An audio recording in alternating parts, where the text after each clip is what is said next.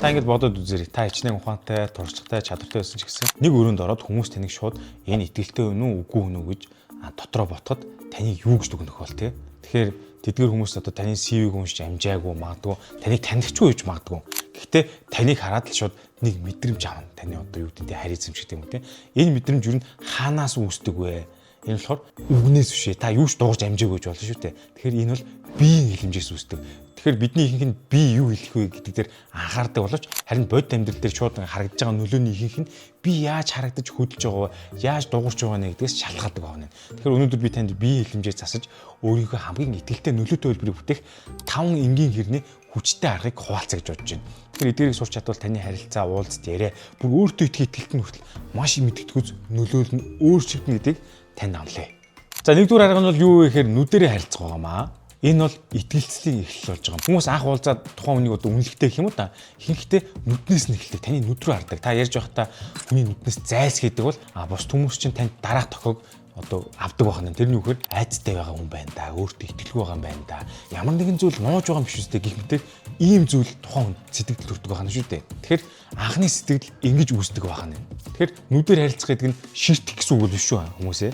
Энэ бол одоо би чамайг сонсч байна, би энд байна гэсэн тийм чимээгүй одоо мэдгэлийг хийгээд байгаа. Та хүнтэй харилцаж байхдаа харцаа зөөлөн барьж үе тайван шийдвүүлж чадвал таны үгс илүү жинтэй сонсогдоод таны оролцоо илүү бодиттой мэдрэгдэг байна шүү дээ.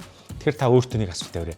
Би хүмүүсийн нүд рүү харж ярьж чаддгүй эсвэл байнга доошоо харддаг юм уу? Хажуу тийш нэгээ таазмаа цаана хараад байдгүй тэ энийг өөрөөсөө асуугаарай. Хэрвээ хоёр дахь буюу өөр тийшээ хардаг чинь үнэн байх юм бол өнөөдөрс эхлээд ядаж ганц зүйлийг засах хичээгэр. Энэ бол хүнтэй ярьж байхдаа харцаа одоо айж ухаан буцааж хүний нүд рүү аваачаад тийм жижигхэн өөрчлөлтүүдийг хийж тасаарай. Чадахгүй бол толон дээр хараад ярил л та. Тэгэхээр энэ бол итгэлсэн төвшинг асар хурдан өсгдөг нэг зүйл байх нэ. За хоёрдугаар арга нь юу вэ гэхээр тайван хөдөлгөөн байгаа. Энэ бол одоо бас итгэлийг өгж байгаа чимээгүй дохоо гэж хэлж болно. Хуруугаар ингэ ширээ тонш хумсаа мэрх хөлөөс авчих сандал дээр ийшээ ингэ хөдлөх гэдэг нь бидний олонх нь одоо хийдэг үйлдэл байгаамаа. Эдгээр ихэнхдээ хүмүүс юу ч анзаардаггүй. Баян одоо ийм байдаг юм шиг сандаг. Гэхдээ бусдын нүдэнд энэ бүх бүтэн ямар нэгэн дохоо олж илээдэг. Тэрний үгээр энэ нөхчин жоохон тавгүй байгаа юм байна. Өөртөө итгэлгүй байгаа юм байна. Өөрийгөө тухтаагаар мэдрэхгүй байгаа юм байна. Жоохон хэцүү байгаа юм байна да. Ямар нэгэн зүйл тохиолдсон болов гих мэд мэдээллүүдийг нөгөө цаад хүндээ өгөхөөр нь шүү дээ. Хүмүүс бол таны үгийг ингэж сонсохоос гадна таны хөдөлгөөнийг давхар unconscious буюу ухамсаргүйгээр уншаад байдаг байхгүй юу. Тиймээс таны хөдөлгөөн чинь тайван төлгөөгөн байх тусмаа дотооддоо тогтвортой, өөртөө итгэлтэй хүчтэй юм байна гэж нөгөө харилцаж байгаа хүн хүлээж авдаг байна. Та тэгэхээр өөрийгөө хит их хөдөлгөж байгааг анзаарах юм бол шууд нэг зүйл хийгнэ. Энэ юу гэхээр амьсаагаа удаашруулад, нуруугаа тэгшлээд, мөрөө суллаад тайван байх нь. За энэ хөдөлгөөнгүй байна гэдэг нь тийм ингээд хөшөө шиг байна гэсэн үг шүү хүмүүсээ. Харин илүү тийм удаан хэмнэлттэй, тайван, ухамсартайгаар хөдөл сурах гэж байгаа. Тэгэл ингээл юм ярьжсэн мөртлөө ингээл хөлөөс авчаал ингээл ингээд байх юм бол яаж ч үзэн нөгөөндөө тайван мэдрэмж өгөхгүй шүү дээ. Тэгэхээр та энэ зүйлийг хийснээр таны бие чинь тайван байх юм бол оюун ухаан чинь бас тайван, ярьж байгаа зүйл чинь тайван, өөртөө итгэлтэй нөгөө хүнтэй маш тийм хүчрэх мэдрэмж өгөх нэ. За ингээд та түрхэн зураг хаснараа танд нэгэн сайтыг танилцуулъя. Энэ бол Задлан цэгийн сайт байна. За энэ сайт нь ямар учиртай вэ гэхээр ийм 4 төрлийн хичээл байгаа. За эхний хичээл нь YouTube Secrets House буюу та YouTube руу YouTube-ийн тухай бүхнийг мэдмээр ивэл маш дэлгэрэнгүй бүрэн цогц 13 бүлгээс бүрдсэн 50 гаруй хичээл байгаа. Үнэхээр сонирхолтой. За дараагийн 2 дахь хичээл бол камерын өмнө өөрийгөө харуулах хичээл байгаа. Мэдээж та YouTube хийж байгаа бол камерын өмнө чөлөөтэй ярьж сурах хэрэгтэй шүү дээ. Тэгэхээр энэ 4 бүлэг хичээл дээр бол бүх арга техник, дасгал гээд маш хэрэгтэй зүйлийг багтаасан бөгөөд та бол шууд өөрийгөө нээж бусдын өмнө итгэлтэй ярьдаг болно. За удаа хичээл нь бол thumbnail master class байгаа. Мэдээж яг та видео хийлээ гэж бодоход хүнд үзүүлэхэд бол thumbnail буюу түлхүүр зураг маш сайн хийж сурах хэрэгтэй байгаа. Үүнд мэргэжлийн параметрээр маш энгийнээр дизайны үндсэн элементүүдийг ойлгоход хэрхэн сайн thumbnail хийхийг заасан байгаа. Thumbnail сайн байж л хүмүүс таны видеог үзэн шүү дээ. За дараагийн хичээл нь эвлүүлгийн урлаг байгаа. Энэ нэг бүлэг эвлүүлгийн хичээл дээр бол Adobe Premiere Pro програм дээр хэрхэн эвлүүлгийн үндсийг ойлгож, дүрсээ цэвэрлж, дууныхаа хэмнэлт харуулan өнгө тавьж, гайхалтай видео эвлүүлэг хэрхэн гаргах талаар заасан анх шатны хүмүүс зориулсан ийм хичээл байгаа. Тэгэхээр та бүхэн энэ 4 хичээлийг Задлан цэгийн сайтаас үзэж болох нь байна. Мэдээж хэрэг үн хямдарсан байгаа шүү. За одоо та ингээд контент өргөжлөлийг үзээрэй.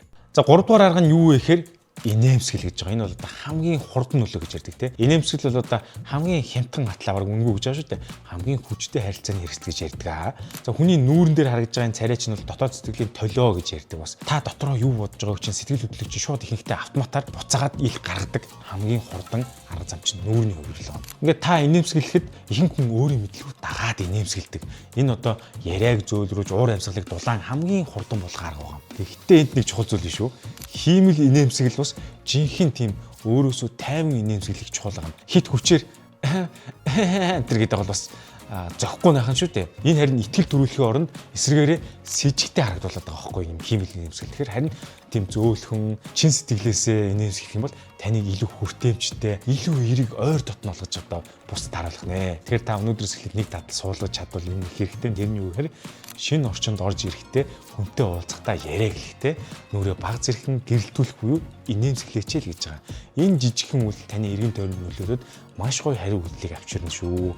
Хүн ууралж яхад нөөдөөс нь адилхан уурлаад бол болохгүй шүү дээ. Баг зэрэг нүрээ гэрэлтүүлчих те маш гоё. За дөрөвдүгээр арга бол нуруугаа тэнэлэх гэж байгаа маа. Энэ бол таны үнэлэмжийг одоо биеэр илэрхийлж байгаа хамгийн том жишээ. За одоо би таны өдөөс нь жоохон ингэж яриад үл яа. Сайн бяцхан натэр гээд жоохон ингэж мөрөө цэгтэй нуруугаа ингэ яриулж бас өөр шүү дээ. Тэгэхээр мөрөө унжуулсан байдал чинь ерөнхийдөө би амар ядарсан байна. Би өөртөө итгэлгүй байна. Би өөрийгөө жижиг гэж мэдэрч байна гэсэн тохиог харилцаж байгаа хүмүүст илгээдэг байхгүй. Тэгэхээр заримдаа бид үүнийг огт санаатай хийдгүү ч гэсэн гадаад төрх минь дотоод байдлыг нэлтэхэд бие хэмж минь ингээд нэг нугнаагаад нурмаачдаг тийм. Тэгэхээр та ингээд энийг анзаараад сайхан нуруугаад тэнэлгээд мөрөөд арагшаа цэг байлгаад ингээд сайхан мөрчин жоохон арагшаанаа ингээд жоохон татгцсан байдалтай бол нуруу автоматар цэг болдог шүү дээ. Баг зэрэг тийм чэйж нээлттэй байх нь бусдад ер нь хэрхэн харагдах чинь маш их өөрчлөлтүүд нь. Та баг магадгүй маш өндөр юм шиг харагдана. Тэгээ таны дотоод мэдрэмжийг бол бас өөрчилж байгаа нөө бие хэмжээ чинь дагаад би чинь их цоглог байна гэдэг ч юм те. Дотоод сэтгэл санаа чинь дагаад өөрчлөлттэй байхгүй. Энэ судалгаагаар бол батлагдсан байдаг шүү. Тэгэхээр та өөрийнхөө биеийг илүү нээлттэй барих тусам таны тарих илүү итгэвтэй хандлага шийддэг гэсэн. Тэгээ та өөрөөс ингэж асуух л дээ. Би юу н зогсож байхдаа суухдаа өөрийгөө хүндэтгэж харагдаж байна уу те. Хэрвээ үгүй бол өнөөдрөөс эхлээд хамгийн энгийн нэг өөрчлөлт бол жоохон мөрөө унжуулахгүйгээр цэг суугаад сандал дээр сууж байхдаа нуруугаа хит бүхэлэхгүй жоохон юм цомхон байвал их зүгээр гамаа.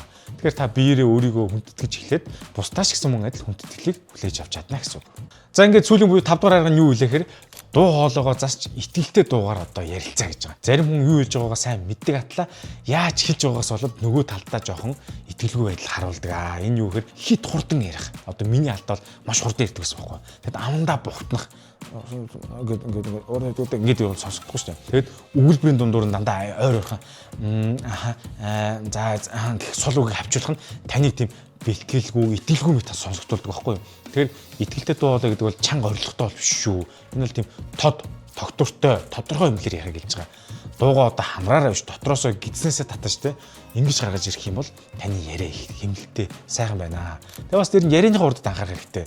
Түр зогсолт хийгээд пауза авахд маш зүгээр. Түр адсансан мөч хүн чинь таны үгийг илүү тийм жинтэй болгож ирдэг байхгүй юу. Тэгэхээр мөн сул үгээ бас багасгаарай. Та ингээд бодлоо зэгслээд өгүүлбэрээ цэвэрхэн дуусгах тусам хүмүүс таныг энэ хүн юу ярьж байгаа мэддэг хүн биш үү гэж хүлээж авдаг байхгүй юу. Тэгэхээр дуу хоолой бол таны итгэлийн хамгийн чанга ярьж байгаа энэ хүч юм аа гэж ойлгоорой.